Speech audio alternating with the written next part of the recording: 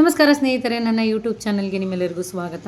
ಇವತ್ತೇನಕ್ಕೆ ನಾನು ಇಷ್ಟು ಡಲ್ಲಾಗಿದ್ದೀನಿ ಅಂತ ಯೋಚನೆ ಮಾಡ್ತಾ ಇದ್ದೀರಾ? ಇವತ್ತು ನಾನು ಶಾಪಿಂಗ್ಗೆ ಅಂತ ಹಸ್ಬೆಂಡ್ ಜೊತೆ ಆಚೆ ಹೋಗಿದ್ದೆ. ಅಲ್ಲೊಬ್ಬರು ಲೇಡಿ ಬಂದು, ಮೇಡಮ್ ವೈಟ್ ಏರಿಗೆ ಏನು ಮಾಡೋದು ಅಂತ ಕೇಳಿದರು. ಹಸ್ಬೆಂಡು ಅವ್ರ ಮುಂದೆ, ಅಯ್ಯೋ ಇವಳಿಗೆ ತುಂಬ ವೈಟ್ ಏರ್ ಇದೆ, ನೀವು ಇವಳನ್ನ ಕೇಳ್ತಿದ್ದೀರಾ ಅಂತ ಹೇಳಿದ್ರು. ಯಾಕೋ ತುಂಬ ಅಂಡರ್ಎಸ್ಟಿಮೇಟ್ ಮಾಡಿದ್ರು ನನ್ನನ್ನು ಅಂತ ಅನ್ನಿಸ್ತು. ಅವ್ರ ಮುಂದೆ ನನಗೆ ಶೇಪ್ ಔಟ್ ಕೂಡ ಆಯಿತು.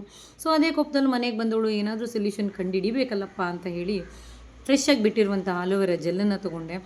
ಮತ್ತು ಅದಕ್ಕೆ ಸ್ವಲ್ಪ ಕರಿಬೇವಿನ ಸೊಪ್ಪು ಮತ್ತು ಸಿಂಗ್ ಕಂಪ್ನಿಯವ್ರದ್ದು ಮೆಹಂದಿ ಪೌಡರು, ಒಂದು ಅರ್ಧ ಕಪ್ ಮೊಸರು, ಒಂದು ಅರ್ಧ ನಿಂಬೆಹಣ್ಣನ್ನು ತೊಗೊಂಡೆ. ಇದನ್ನೆಲ್ಲ ಮಿಕ್ಸಿ ಜಾರಿಗೆ ಹಾಕಿ ಗ್ರೈಂಡ್ ಮಾಡ್ಕೊಳ್ಳೋಣ ಅಂಥೇಳಿ ಆಲೋವೆರಾ ಜೆಲ್ಲು ಜೊತೆಗೆ ನಿಂಬೆಹಣ್ಣು ಮತ್ತು ಮೊಸರು ಮತ್ತು ಕರಿಬೇವಿನ ಸೊಪ್ಪು ಇಷ್ಟನ್ನು ಹಾಕ್ಕೊಂಡೆ. ನೀವು ಬೇಕಾದರೆ ಇದಕ್ಕೆ ಮೊಟ್ಟೆ ಮತ್ತು ಮೆಂತ್ಯ ಕಾಳನ್ನು ನೆನೆಸಿ ಜೊತೆಗೆ ಬೇವಿನ ಸೊಪ್ಪು ಮತ್ತು ದಾಸವಾಳದೆಲೆ ಇದೆಲ್ಲನೂ ಆ್ಯಡ್ ಮಾಡ್ಕೋಬೋದು. ಬಟ್ ನನಗೆ ಬಂದಿದ್ದ ಕೋಪದಲ್ಲಿ ನಾನು ಆಚೆಯಿಂದ ಏನೂ ತರಿಸೋ ಸ್ಥಿತಿಲಿರಲಿಲ್ಲ. ಅದಕ್ಕೋಸ್ಕರ ಮನೇಲಿ ಏನೇನು ಇಂಗ್ರೀಡಿಯೆಂಟ್ಸ್ ಇತ್ತೋ ಅದನ್ನೇ ಹಾಕಿ ರೆಡಿ ಮಾಡೋಣ ಅಂಥೇಳಿ ನಾನು ಅದನ್ನು ನೀಟಾಗಿ ಗ್ರೈಂಡ್ ಮಾಡಿಕೊಂಡೆ. ಒಂದು ಡ್ರಾಪ್ ಕೂಡ ನೀರನ್ನು ಹಾಕದಂತೆ ಅದನ್ನು ಗ್ರೈಂಡ್ ಮಾಡ್ಕೋಬೇಕು. ಯಾಕಂದರೆ ನಾವು ಮೆಹಂದಿ ಪೌಡ್ರಿಗೆ ಕಲಿಸ್ಬೇಕಾದ್ರೆ ಬೇಕಿದ್ರೆ ನೀರನ್ನು ಆ್ಯಡ್ ಮಾಡ್ಕೋಬೋದು. ಸೊ ನಾನಿಲ್ಲಿ ಯಾವುದೇ ನೀರನ್ನು ಆ್ಯಡ್ ಮಾಡಿಲ್ಲ.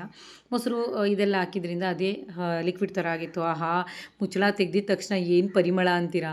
ಆ ಕರಿಬೇವಿನ ಸೊಪ್ಪು ಹಾಕಿರೋದಕ್ಕೂ ಅದಕ್ಕೂ ಲೈಕ್ ಏನು ಚಟ್ನಿ ಥರನೇ ಇತ್ತು. ಫೀಲ್ ಕೂಡ ಚಟ್ನಿ ಥರನೇ ಇತ್ತು, ಅದು ಸ್ಮೆಲ್ ಕೂಡ ಚಟ್ನಿ ಥರನೇ ಇತ್ತು. ಸೊ ಅದಕ್ಕೆ ನಾನು ಎಷ್ಟು ಬೇಕಾಗುತ್ತೆ ಅಷ್ಟನ್ನು ಮೆಹಂದಿ ಪೌಡರ್ನ ಹಾಕಿ ನೀಟಾಗಿ ಗಂಟಿಲ್ಲದೆ ಇರೋ ಥರ ಕಲಿಸ್ಕೊಂಡೆ.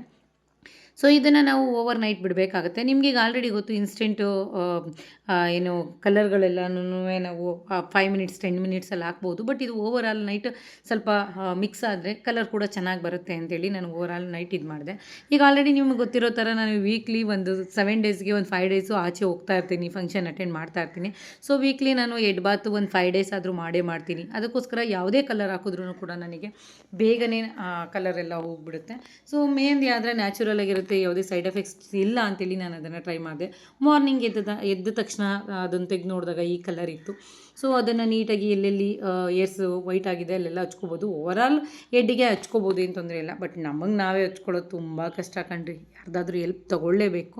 ಯಾರ್ದಾದ್ರೂ ಹೆಲ್ಪ್ ತೊಗೊಂಡು ನೀಟಾಗಿ ಅದನ್ನು ತಲೆಗೆ ಹಚ್ಕೋಬೇಕು. ನನಗೆ ಯಾರೂ ಹೆಲ್ಪ್ ಇಲ್ಲದೆ ಇರೋದ್ರಿಂದ ನನಗೆಷ್ಟು ಅಸಾಧ್ಯ ಆಗುತ್ತೋ ಅಷ್ಟನ್ನು ಹಚ್ಕೊಂಡೆ.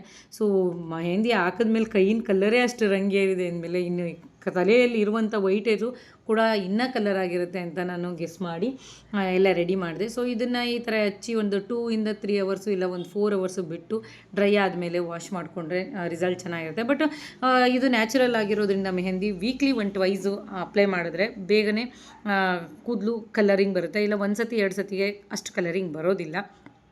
ಸೊ ನೋಡಿದ್ರಲ್ಲ, ಇನ್ಯಾಕೆ ತಡ. ನಿಮಗೂ ಯಾರ ಮುಂದೇನಾದರೂ ಅವಮಾನ ಆಗೋಕ್ಕಿಂತ ಮುಂಚೆ, ಯಾರಾದರೂ ನಿಮ್ಮನ್ನು ಶೇಪ್ ಔಟ್ ಮಾಡೋಕ್ಕಿಂತ ಮುಂಚೆ ನೀವು ಕೂಡ ಇದನ್ನು ಟ್ರೈ ಮಾಡಿ.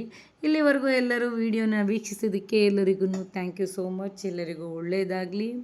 ಶುಭ ದಿನ. ಮತ್ತೆ ಸಿಗುವ ನನ್ನ ಮುಂದಿನ ವ್ಲಾಗ್ ಜೊತೆ. ಅಲ್ಲಿವರೆಗೂ ಎಲ್ಲರಿಗೂ tata, bye bye, take care. ಇನ್ನು ಯಾರ್ಯಾರೆಲ್ಲ ನನ್ನ ಚಾನಲ್ಗೆ ಸಬ್ಸ್ಕ್ರೈಬ್ ಆಗಿಲ್ಲ, ಪ್ಲೀಸ್ ಸಬ್ಸ್ಕ್ರೈಬ್ ಆಗಿ ಸಪೋರ್ಟ್ ಮಾಡಿ. Thank you so much.